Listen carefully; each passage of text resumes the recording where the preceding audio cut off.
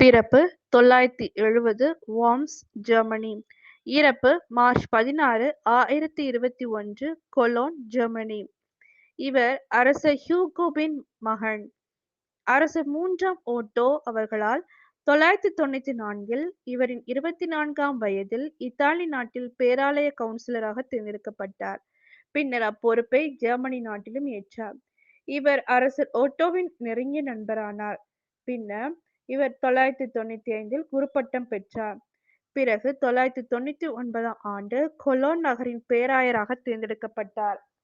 அப்போது ஒருமுறை 1002ஆம் ஆண்டு ஒட்டோ பயணம் ஒன்றை மேற்கொண்டபோது திடீரென்று இறந்து போனார். இவ்விறப்பால் பேராயர் ஹெர்பர்ட் பெரிதும் பாதிக்கப்பட்டார். இதனால் பல துன்பங்களை அனுபவித்தார்.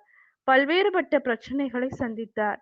இவர் ஓட்டோவின் உடலை ஆகனிற்கு கொண்டு வரப்பட்டு அங்கு அடக்கம் செய்யப்பட்டார். ஒட்டோ இறந்ததால் அரசர் 2ஆம் ஹென்றி பதவியேற்றார். அவர் பதவியேற்ற நாளிலிருந்து ஆயருக்கு தொல்லை கொடுக்க ஆரம்பித்தான். இதனால் ஆயரை கவுன்சிலர் பதவியிலிருந்து விலக வைத்தான். ஆயர் ஹெரிபர்ட் தான் மேற்கொண்ட அனைத்து துன்பங்களையும் இறைவனின் அருளால் பொறுமையோடு ஏற்றார். தன் பணியை தளராமல் சிறப்பாக ஆற்றினார். ஏழைகளின் மேல் இரக்கம் கொண்டு செயல்பட்டார். இவர் இறந்த பிறகு கொலோனிலேயே அடக்கம் செய்யப்பட்டார். ஜெபம். குறைவில்லாய் நிறைபொருளாம் ஆண்டவராகிய இறைவா, உமது அன்பின் வழியில் இன்றைய புனிதரை வழிநடத்தினீர். மகன் இயேசுவின் பெயரால் அவர் செய்த அனைத்து பணிகளிலும் நிறைவை தந்தீர். வாழ்நாள் முழுவதும் உடனிருந்து பாதுகாத்தீர்.